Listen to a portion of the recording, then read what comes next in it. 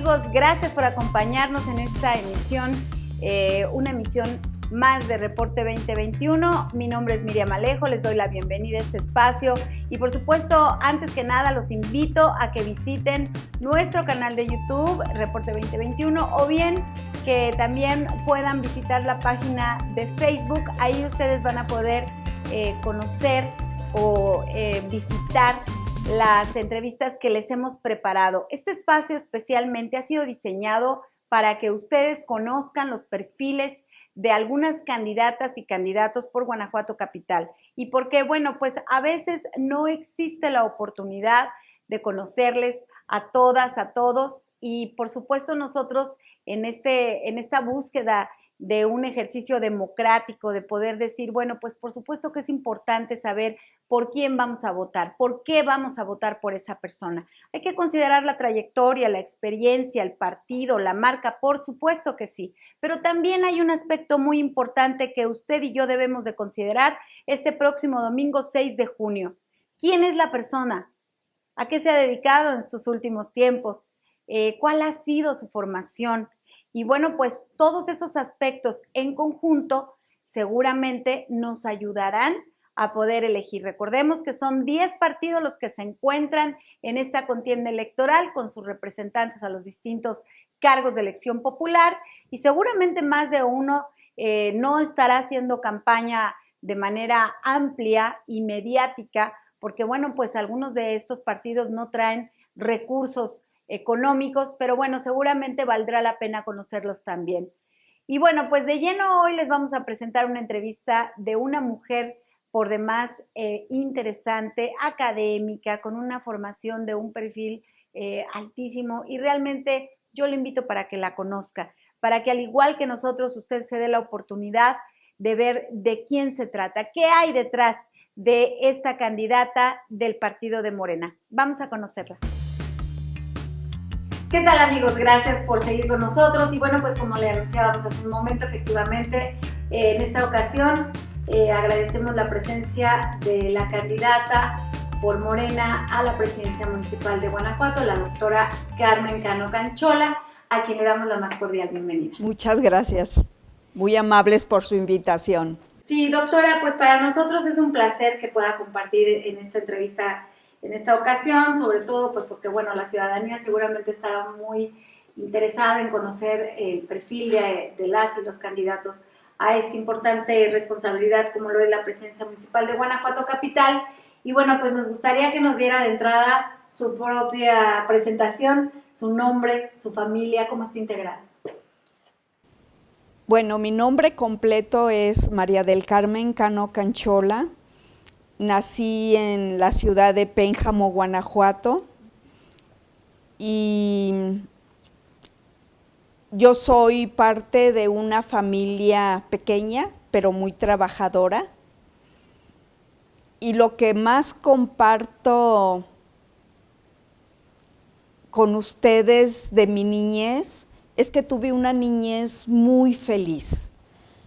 Siento que fui una niña muy cuidada porque yo fui la menor de 2 hermanos y tanto mis padres como mis hermanos me cuidaban mucho y aparte éramos bien vagos. Éramos bien vagos porque siempre nos escapábamos al cerro, a las presas a nadar y nos sabíamos cuidar, ¿no? Pero los padres tenían esa confianza de que no nos iba a pasar nada, ¿no? De que nadie nos iba a molestar y eso es el concepto que yo tengo de una niñez muy feliz. Aparte, siempre nos pusieron un perro para cuidarnos. Muy bien, eso es interesante, ¿Sí? la convivencia con los animales desde niños. Sí. Hace que uno los vaya viendo como parte de la vida adulta, ¿no? No, pero aparte había como un concepto psicológico a lo mejor muy de lejos, en donde mis padres pensaban que nosotros como niños, como tratáramos a un animalito, íbamos a tratar a otras personas, ¿no? Y creo que eso es real, porque ahora se sabe que las personas que tienen problemas psiquiátricos por la producción de algún neurotransmisor que nos hace ser muy tolerantes al dolor o cualquier otro aspecto psiquiátrico, tienen mucho que ver con el trato que esos niños que tienen ese tipo de problemas, el comportamiento con los animalitos, fíjate. Y ahora eso se sabe mucho. Qué interesante, porque a veces los mismos padres, en sus temores, ¿verdad?, en su experiencia, no le permiten a los niños el tener este acercamiento con las mascotas, ¿no? Sino que no lo hagas, no. Y es una negatividad que al final del día, como usted dice, puede ser muy interesante, ¿no? Desde ahí reflejamos la sociedad que un somos. Comportamiento, ¿no? Muy bien. Dentro de su niñez, ¿usted cómo recuerda su desarrollo en su entorno, en su barrio? ¿Cómo, aparte de esta experiencia que nos platica, qué le gustaba hacer? Fíjate que en aquel tiempo, en mi vida de estudiante de primaria, me llamaba mucho la atención que la Secretaría de Educación Pública tenía un programa muy interesante de enseñarnos a los niños danzas folclóricas. Y entonces, pues se venían así como un batallón de maestros a todas las escuelas públicas de mi pueblo para enseñarnos algún baile tradicional, porque en Pénjamo se festeja el natalicio de Miguel Hidalgo en Corralejo. Y entonces nos llevaban al montón de niños a hacer nuestros bailes folclóricos en presencia del presidente de la República y del gobernador. Y yo ahí, por ejemplo, conocí al licenciado López Mateos, ¿no?, que estaba guapísimo por otro lado, ¿no? Desde niña dije, el presidente está muy guapo. Sí. Y de pronto esas experiencias obviamente evocan el hecho, me imagino, de el gusto por este tipo de actividades, ¿no? La cultura, el arte, ¿no? Sí. Y la ciencia, sí, que finalmente fue el camino que usted decidió seguir. Y luego, cuando yo llego aquí en Guanajuato, al año siguiente de mi llegada a Guanajuato empezó el Festival Internacional Cervantino.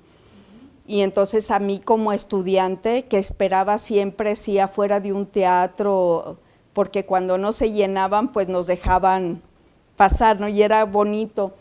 Y lo que puedo decir de ese tiempo tan hermoso es que yo vi expresiones artísticas que ni con todo el dinero del mundo hubiese podido hacerlo, ¿eh?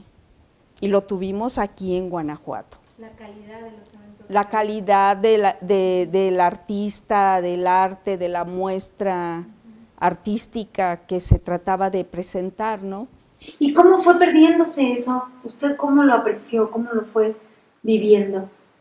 Mira, hubo un tiempo en que creo que todo empezó a cambiar cuando el gobierno federal de aquel tiempo ya no invirtió tanto en el festival.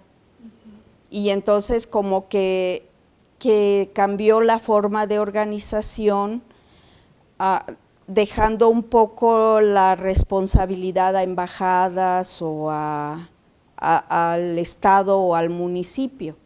Y entiendo pues que era costoso organizar un festival internacional cervantino como los primeros, pero bueno, sin detrimento pues de lo que seguimos viendo, nada se compara como en los primeros años del Cervantino, ¿eh? ¿Hay algo que nos quiera usted narrar de alguna, en particular alguna obra, algo que vio que haya quedado en su memoria? Mira, pues yo me acuerdo que vi a Juan Manuel Serrat como en un templete así muy simple, rodeado de gente y él saludando a todo mundo.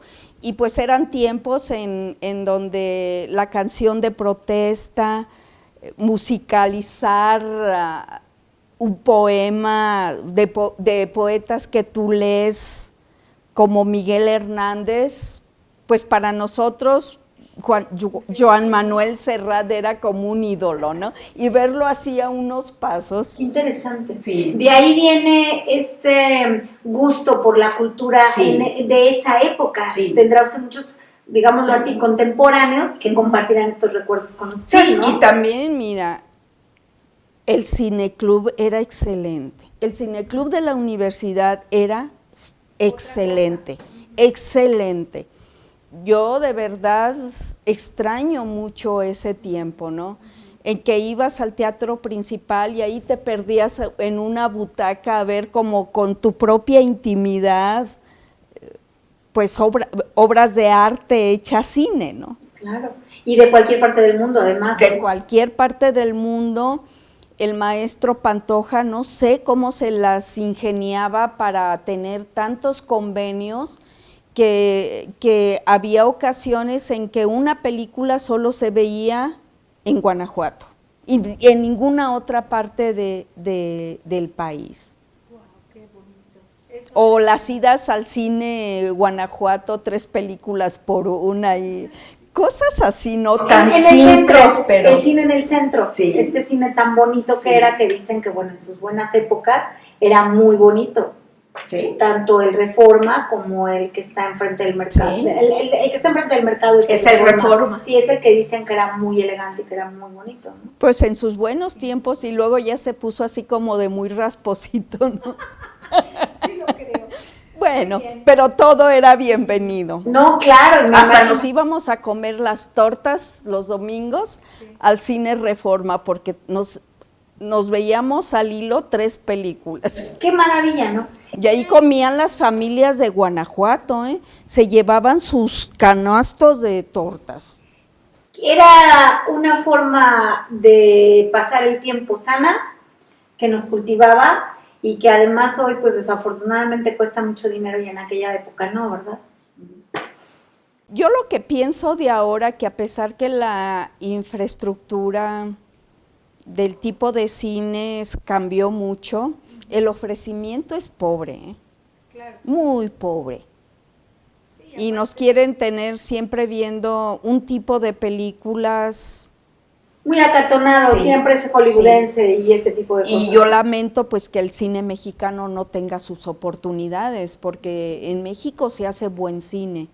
Y gracias a que uno tiene sus amigos que tienen la vena de ser estudiosos de eso, pues a veces nos pueden facilitar ahora en CDs ver películas que en ninguna otra parte vamos a ver, ¿no? Y eso es lamentable. Sí, cómo no. Sobre todo nuestros jóvenes de hoy que difícilmente logran tener esta sensibilidad de buscar este tipo de cosas, ¿no? Hay que entretenerse de esta manera. Doctora, ¿usted decide estudiar biología? Mira, yo estudié químico farmacéutico biólogo en la ex facultad de química. Y pues eran como 3 áreas en una que sí le motivaban a uno pensar y ahora por dónde, ¿no? Y entonces cuando terminó la carrera trabajé un poco de tiempo haciendo análisis clínico. Pero en ese tiempo todavía estaba limitado pues todas las posibilidades de seguir desarrollando pruebas clínicas, y después busqué por el lado de la farmacia, la industria farmacéutica. Y a mí me tocaron tiempos muy buenos en la industria farmacéutica, porque yo pensé en este tiempo, te estoy hablando de 1979, que la industria farmacéutica iba a ser muy fuerte en México, porque para allá iba. Y entonces ya a través del tiempo, no sé qué pasó en el país, que esa pujante industria farmacéutica que yo conocí y en donde éramos un país productor de vacunas, se fue así, mira, en declive. Y mira, ahora con la pandemia nos estamos dando cuenta de que de preguntarnos qué hubiese pasado si México hubiese seguido en esa línea ascendente en el desarrollo de las ciencias farmacéuticas. Y de la ciencia en general, ¿no? Pues sí, porque de pronto a veces vemos con tristeza que hay una de por sí cuestión, yo creo, usted me corregirá si no es así, una cuestión hasta cultural, ¿no? De por qué las mujeres quieren ser científicas. Todavía nos encontramos con eso, ¿no? Que hay una cierta resistencia a que las mujeres elijan estar dentro del campo de la ciencia. Pues mira, yo discrepo. Te voy a decir por qué. Porque en los cursos que yo doy en el departamento de biología y de QFB, de químico farmacéutico biólogo, en mis cursos hay más mujeres.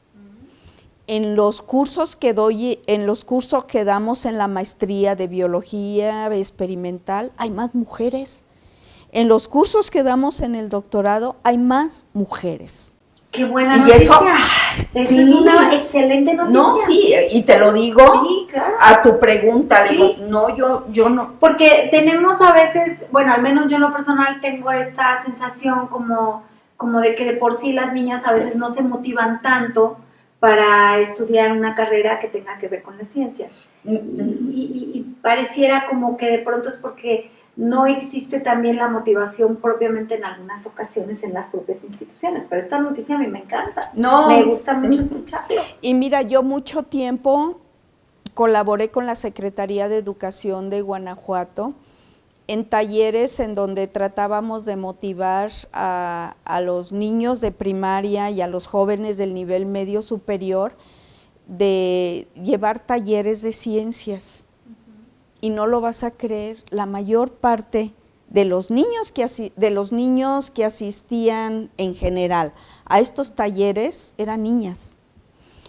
Y me di cuenta en algo que tú tienes razón, porque a las niñas, a las jovencitas de las comunidades, tenían como esa motivación, pero no sabían quién los podía ayudar, cómo podían encontrar ellas ese camino, porque nosotros en los talleres de ciencias para jóvenes de nivel medio superior, nos traíamos chavos de todos los sistemas educativos del estado y nos llegaban chicas y chicos de muchas comunidades, muy alejadas, ¿no? Y pues eran chicos y chicas de familias de muy bajos recursos. Entonces era muy interesante cómo a través de estos talleres ellos entendían que sí había becas, que sí había manera de que ellos pudieran hacer una carrera científica. Y los traíamos de instituto en instituto de investigación viendo, mira, aquí está el de física, aquí están las matemáticas, la química, la biología. Y de todos esos chicos que yo creo que en todos los talleres pues pudimos tener 800 chavos, unas 30 niñas de esas comunidades hicieron carrera científica. Nada más enseñándoles cómo, ¿no? Sí, muy interesante. Si usted llegara a ser la presidenta municipal de Guanajuato, ¿qué propondría en ese tema? Mira, las cosas ya cambiaron mucho en Guanajuato y ahora el reto es sacar a los niños y jovencitos de la vagancia y rescatarlos del crimen organizado. Hay que hablarlo así porque así es. Y también hay que entender que la pobreza es una limitante muy importante, como que cierra el telón y no deja ver a estos niños y jovencitos que hay oportunidades. Entonces, sí es cierto, yo lo que he visto en Guanajuato es mucha desigualdad, que a quienes más afecta son a los niños, niñas, jóvenes, y que hay que encontrar alternativas para apoyarlos. Eso sería, yo creo, en lo que a mí me gustaría contribuir mucho cuando sea presidenta municipal. Me llama la atención, me gusta pensar que usted en su propia experiencia, digamos que bien dicen que nadie experimenta en cabeza ajena, ¿no? Pero en su propia experiencia ha enfrentado usted el reto de dedicarse a la ciencia. Platíquenos de su formación. primero que nada, ¿cómo fue su formación académica? Mira, fue muy demandante. En mis tiempos, estudiar en la Facultad de Química era muy exigente. Haz de cuenta, y era lamentable, que de 30 chavos que cada semestre entrábamos como estudiantes de la Facultad de Química, la mitad se quedaba en el camino. La mitad se quedaba en el camino y solo el otro 50% seguíamos avanzando como en esa carrera de obstáculos muy difíciles, ¿no? Pero por otro lado, era muy interesante tener maestros tan demandantes, y ahí como que se cernía mucho la capacidad del estudiante de tener el pensamiento abstracto, ¿no? De pensar en dos lenguajes principalmente, en el castellano, el buen castellano, saber expresar ideas, proyectos, pero también el pensamiento abstracto de la matemática, ¿no? Y eso fue un reto muy interesante. Y bueno, pues fue muy interesante tener ese descubrimiento. En mi tiempo de estudiante, yo creo que nosotros como estudiantes de la Facultad de Química éramos muy buenos en la fisicoquímica y en las matemáticas.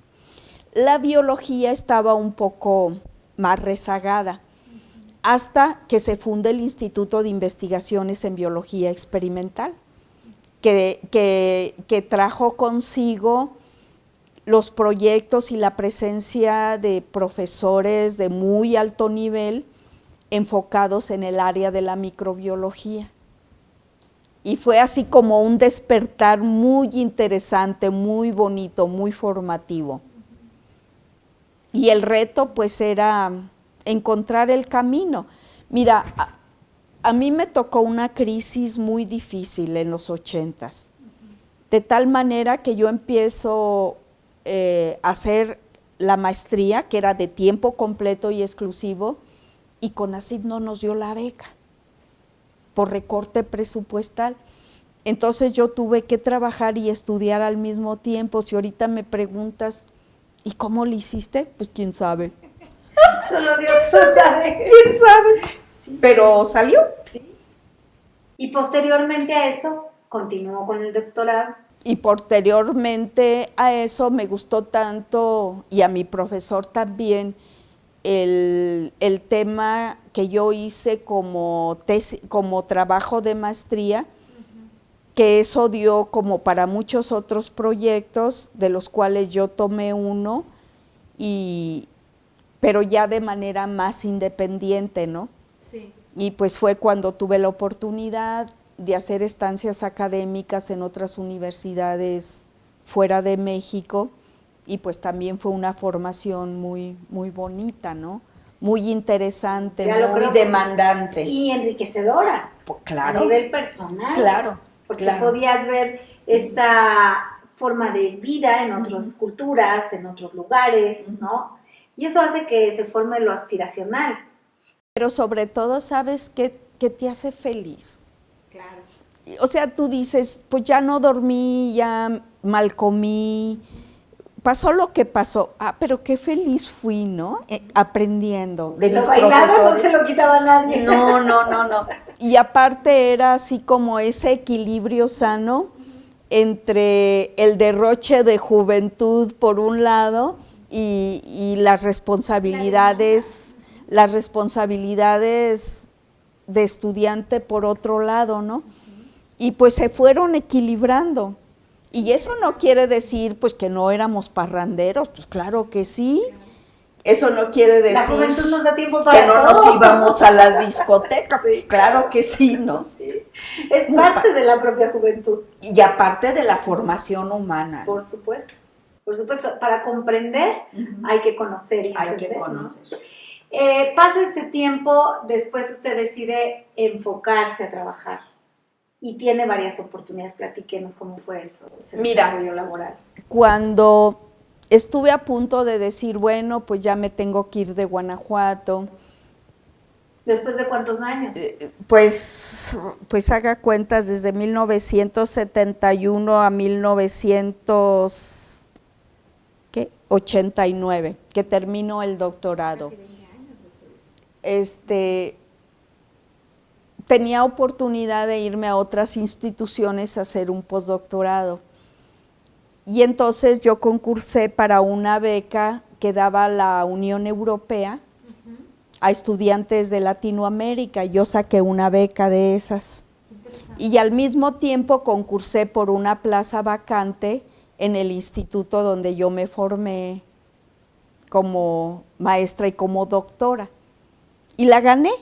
Y entonces el rector de ese tiempo me dio la oportunidad de irme a hacer el postdoctorado a Alemania y aquí me conservaron la plaza.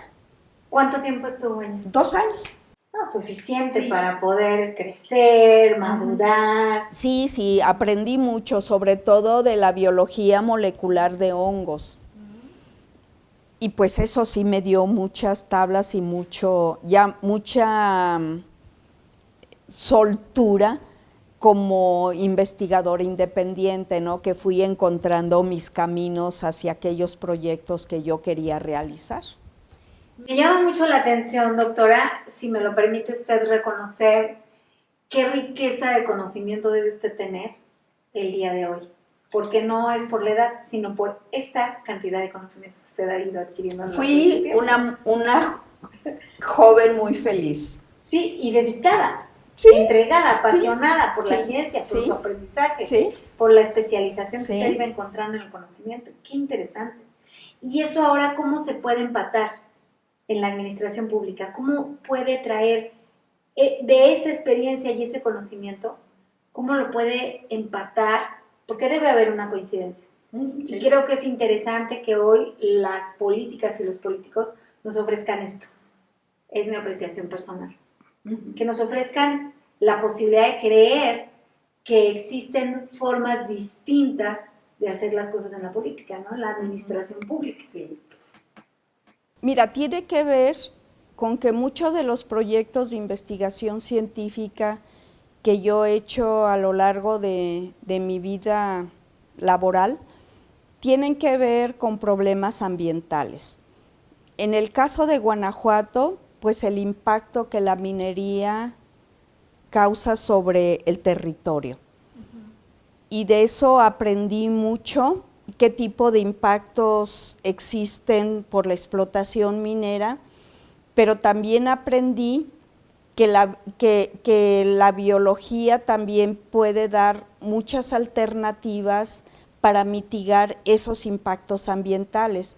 Entonces, si tú me hablas de cómo estamos en Guanajuato, yo lo que te puedo decir es que he estudiado mucho el ambiente de Guanajuato, los ecosistemas de Guanajuato.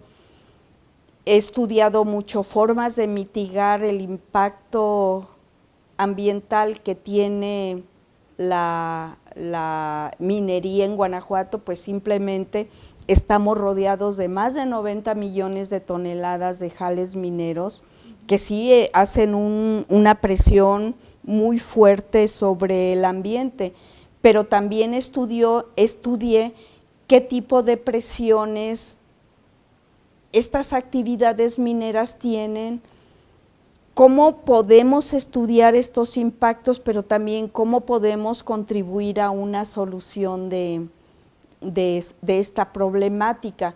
Por otro lado, yo he trabajado mucho también en problemas ambientales, por ejemplo, en Guerrero, en Oaxaca, en Michoacán, y entonces esto sí vincula mucho la actividad científica con la actividad política.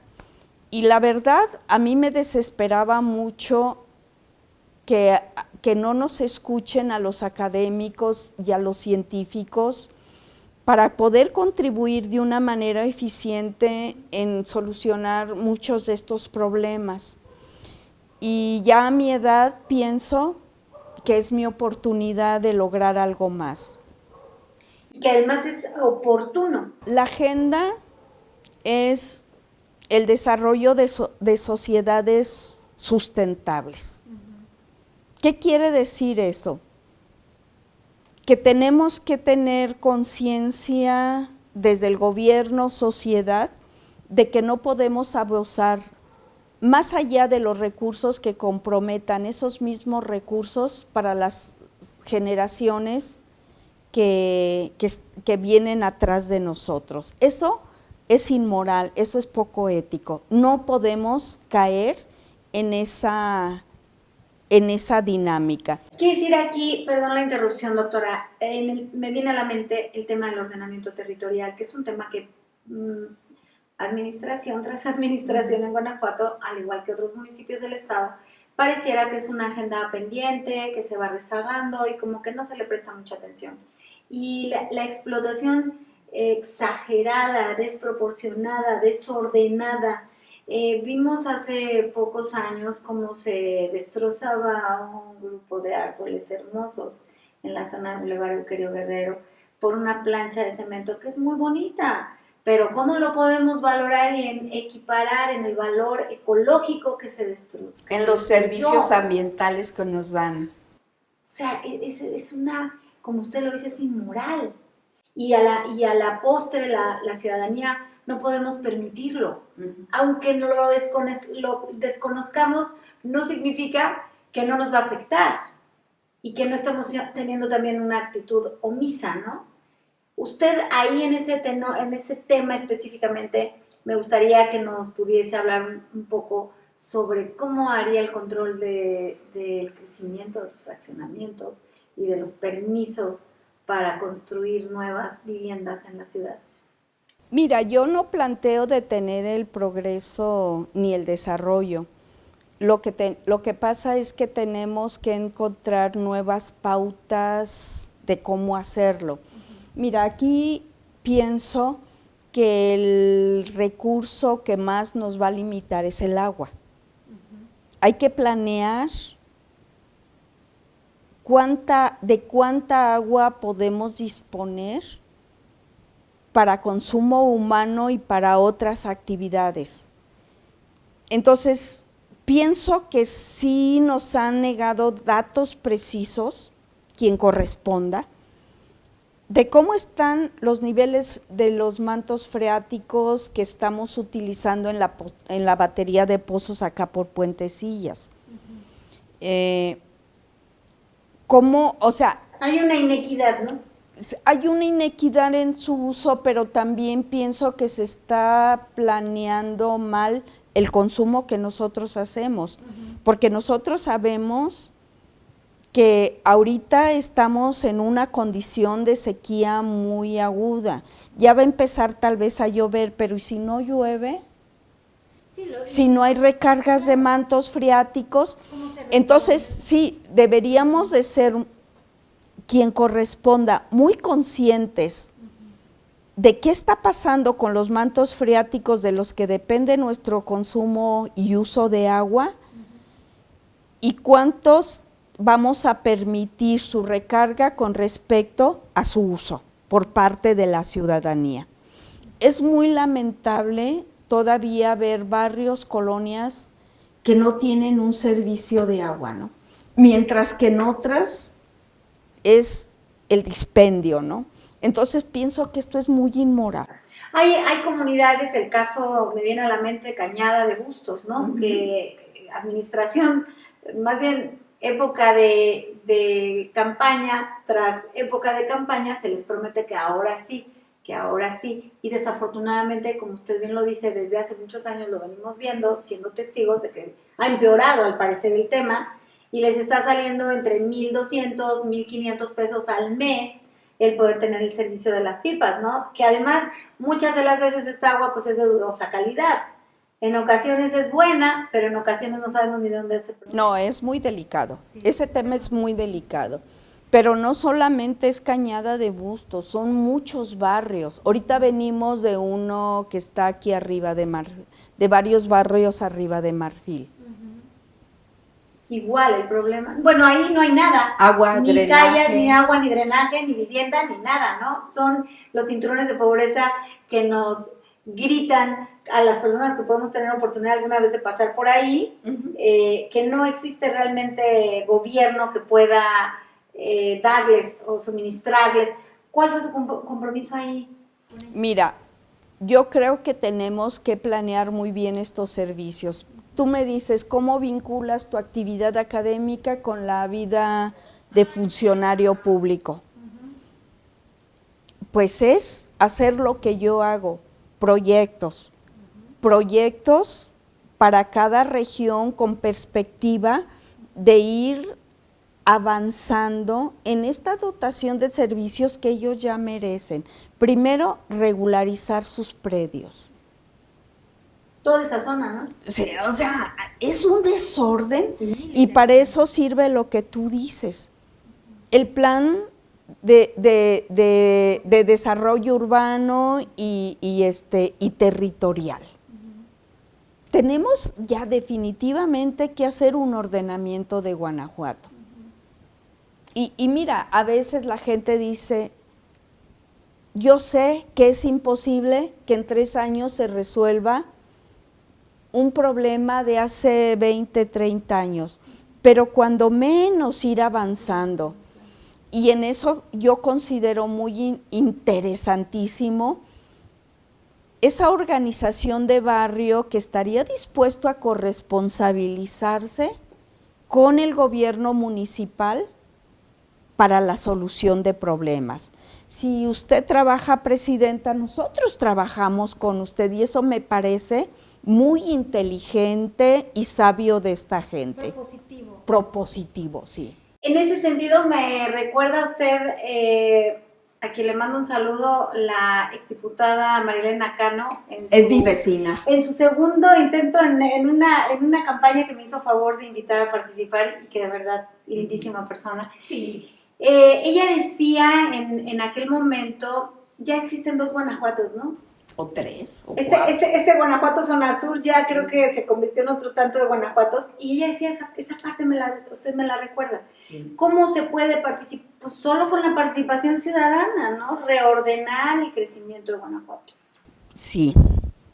Sí, yo también aprecié mucho la gestión de, bueno, en aquel tiempo diputada María Elena Cano, que aparte es mi vecina. Muy bien, muy bien. Sí, ¿Le puede mandar también un saludo? Sí, también le mando un saludo. Nos vemos poco ahí por el barrio, pero sí nos conocemos, no es en 3 estrellas. En 3 estrellas.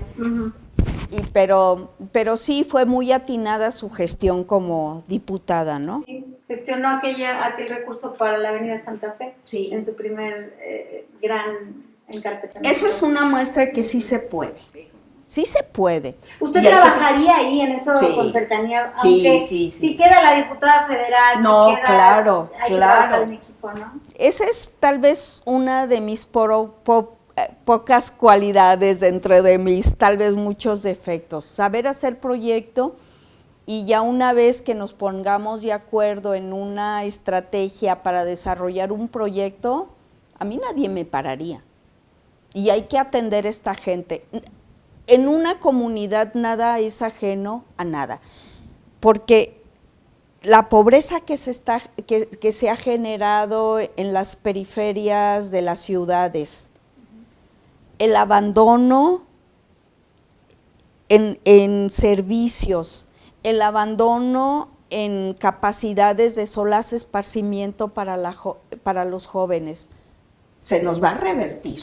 Claro, tarde o temprano. Se nos va a revertir y entonces nada es ajeno a nada y hay que trabajar todos juntos y eso lo tenemos que aprender.